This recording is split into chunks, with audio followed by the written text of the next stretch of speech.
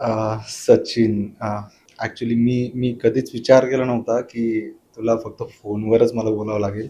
ही माझ्यासाठी खरंच खूपच मोठी धक्कादायक गोष्ट होती. बट तुला खरंच मी एक गोष्ट सांगेल, की मला खरंच आभार मानायचे. ते आभार मानणंच राहून गेलं.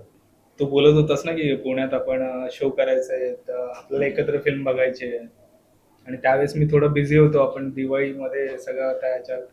आणि मी तुला सांगायचं राहून गेलं की आपला पुण्यातला शो होता, त्यासाठी मी तुला फोन केला आता. सचिन, आपण 7 तारखेला पुण्यात, जसं तुला पाहिजे होतं ना, पुण्यात कोथरूडचा तुझे सगळे रिलेटिव्ह आणि फॅन्स सगळे एकत्र फिल्म बघायची होती. तर शो आपण ठेवलाय. तुला यायचंय. तुझ्यासोबतच मला ती फिल्म बघायची आहे. मला काही आता तुझं रिझन काय नको आहे. तू 7 तारखेला आमच्यासोबत फिल्म बघतोयस.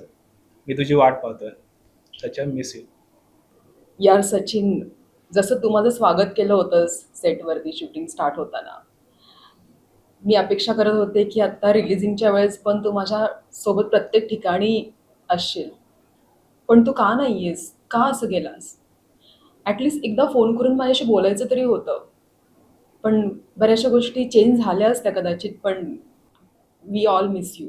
सच्या, खरं खरं सांग, हा पण तुझ्या प्रँकचाच एक पार्ट आहे ना? तो आहेस ना? हं?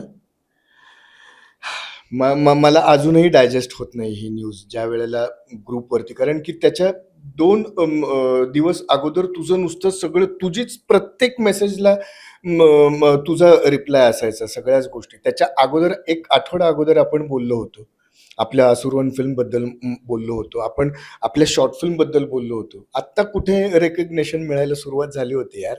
तुला माहिती आहे, अजूनही फेसबुकवर आपलं चॅट मी मी नाही डिलीट केलेलं आहे. मी अजूनही गेलो की कधी कधी तुझी आठवण आली की ते मी वाचतो.